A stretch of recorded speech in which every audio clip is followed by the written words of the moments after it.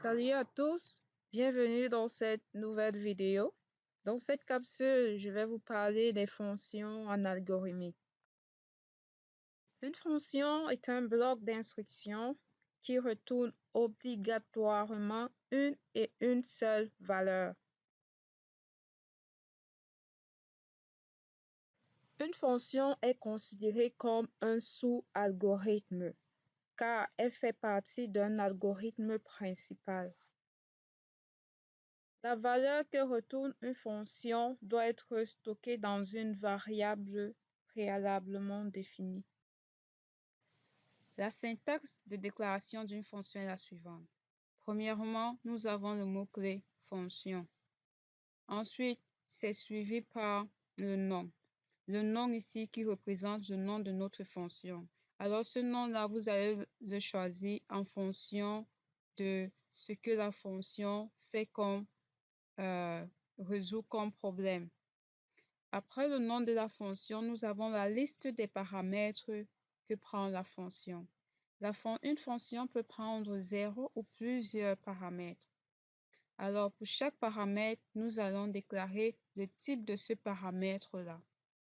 Une fois que nous aurons déclaré tous les paramètres, nous devons maintenant ensuite préciser le type de retour de la fonction. Le type de retour de la fonction ici, c'est le type de la valeur qui sera retournée par la fonction. Après, nous avons le mot-clé déclaration où à l'intérieur, nous allons déclarer toutes les variables qui seront utilisées par la fonction. Ensuite, nous avons le mot-clé début. Ensuite, nous avons notre bloc d'instruction. Et enfin, nous avons le mot-clé retourne qui sera toujours utilisé pour retourner la valeur que va retourner la fonction. Et pour terminer, nous avons le mot-clé fin pour marquer la fin de la fonction. Alors, soit l'exemple suivant. On nous demande d'écrire une fonction qui va calculer la somme de trois nombres. Alors, première chose, nous allons essayer de déterminer le nom de notre fonction. Le nom de notre fonction doit être significatif. En le regardant, en le lisant, nous pouvons deviner ce que la fonction est en train de faire de résoudre comme problème. Alors, pour notre cas précis ici, le nom de notre fonction peut être somme. Là, en mettant somme, nous savons directement que cette fonction-là fait une somme. D'accord? Donc là, après avoir trouvé le nom de notre somme, il nous faut déterminer les paramètres. Alors, quels sont les paramètres dont la fonction a besoin pour pouvoir résoudre son problème? La fonction, effectivement, a besoin des trois nombres dont elle va faire la somme. Cela veut dire que nous aurons besoin de trois paramètres que nous allons passer à la somme. Nous allons passer, le premier paramètre, ça sera le premier nombre. Le deuxième paramètre, ça sera le deuxième nombre. Le troisième paramètre, ça sera le troisième nombre. Alors ici, on n'a pas précisé si ce sont des nombres entiers ou ce sont des nombres réels. Dès que ce n'est pas précisé, nous allons prendre ça comme étant des nombres réels. Une fois qu'on a déterminé nos paramètres, nous devons déterminer le type de retour.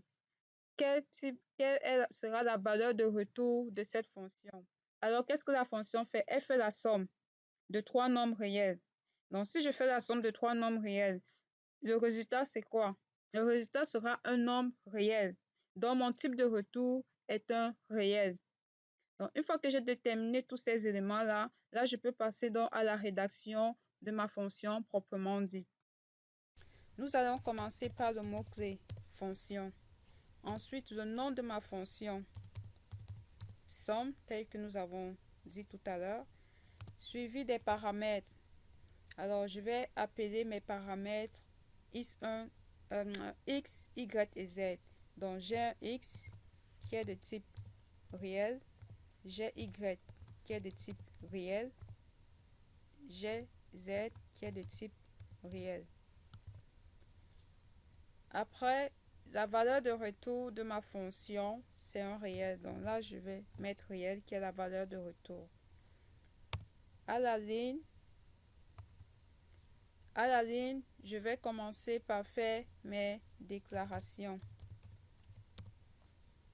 Là, je vais déclarer une variable somme. Je vais l'appeler somme comme ça, de type réel. Vu que, étant donné que le résultat de la somme de ces nombres-là va retourner un réel, donc la variable somme que je suis en train de déclarer ici doit également être réelle. Elle ne peut pas être entière. Ça doit être un réel.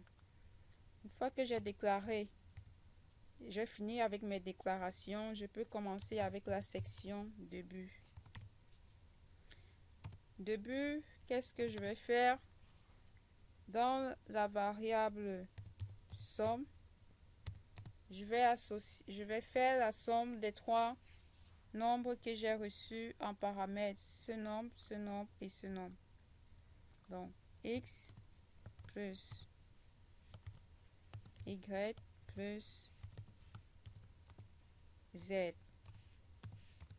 Là, je viens de calculer dans la somme de trois nombres réels qui m'ont été passés en paramètres ici dans ma fonction.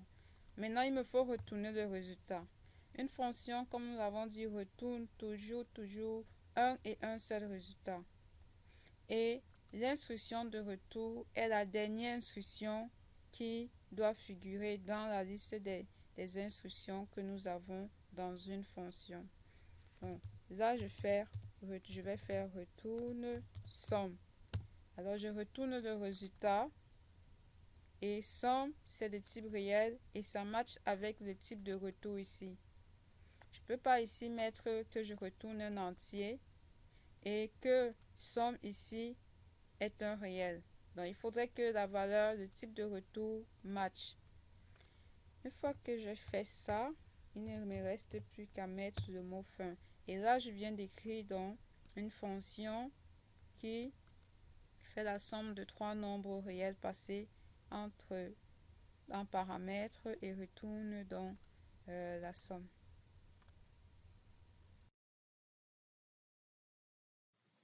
L'utilisation d'une fonction va se faire à travers un appel à cette fonction-là. La syntaxe d'appel d'une fonction est la suivante. Premièrement, je dois mentionner le nom de la fonction que je vais appeler. Entre parenthèses, les valeurs des différents paramètres de la fonction.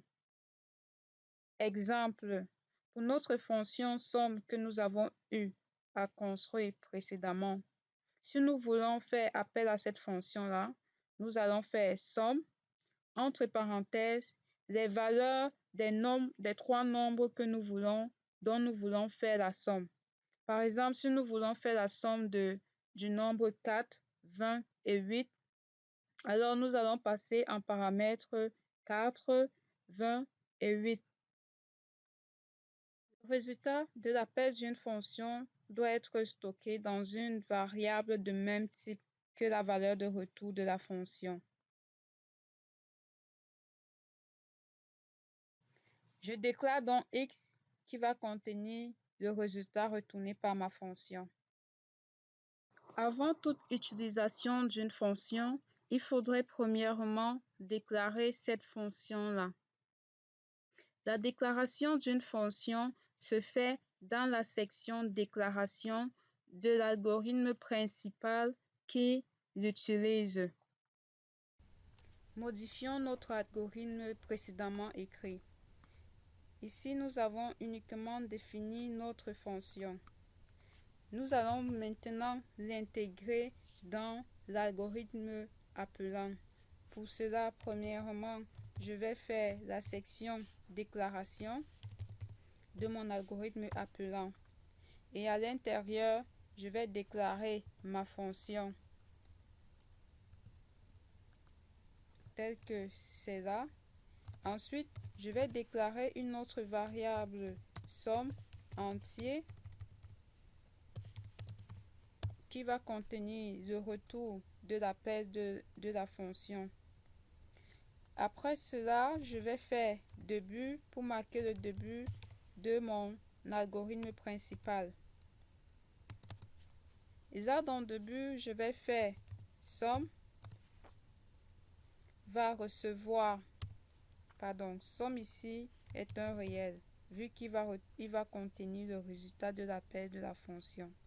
Donc, mon somme va recevoir, je vais affecter le résultat de retour de la fonction avec les valeurs 20, 40 et 9.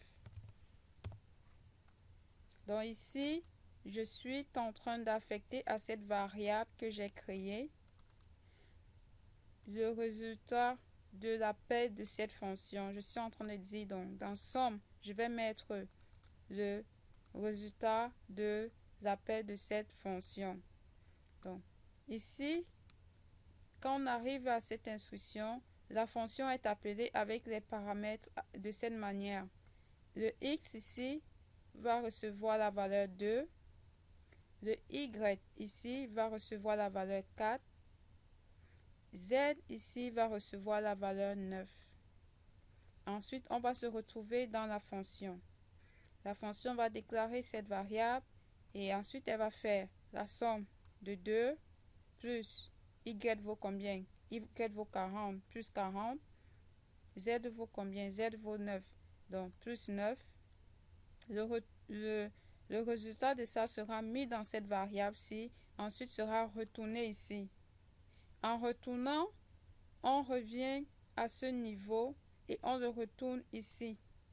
Donc, c'est ainsi que marche en fait le processus d'appel d'une fonction.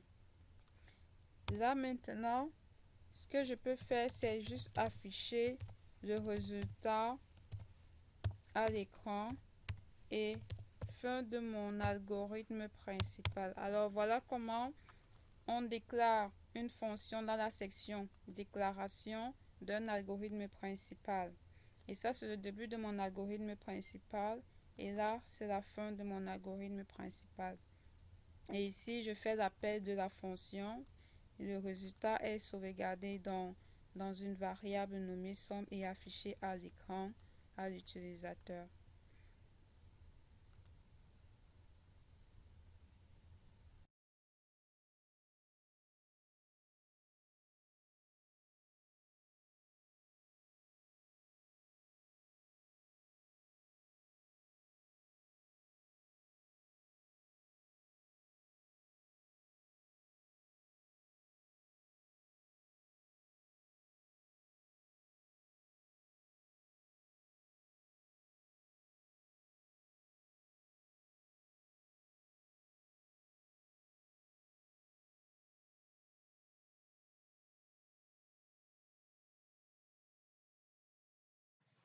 L'avantage des fonctions est qu'elles favorisent la réutilisabilité du code. Techniquement, ça veut dire que lorsque nous avons affaire à un code qui se répète régulièrement, ce code-là peut être transformé en une fonction et la fonction sera appelée à chaque fois qu'on aura besoin d'elle. C'est ça le principe de réutilisabilité du code. Nous n'aurons plus à écrire le code, à répéter le code à tel ou tel endroit dans notre algorithme.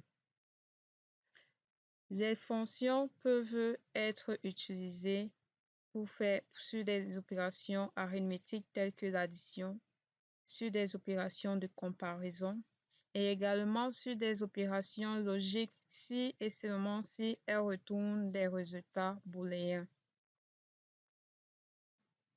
Dans cet exemple, par exemple, nous faisons la somme de deux fonctions. Dans cet autre exemple, nous avons deux autres fonctions. Une fonction est paire et une fonction est impaire. Et nous réussissons à faire une opération logique sur ces deux fonctions-là.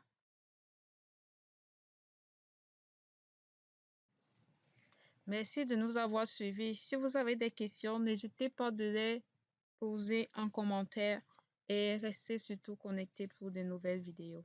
À bientôt.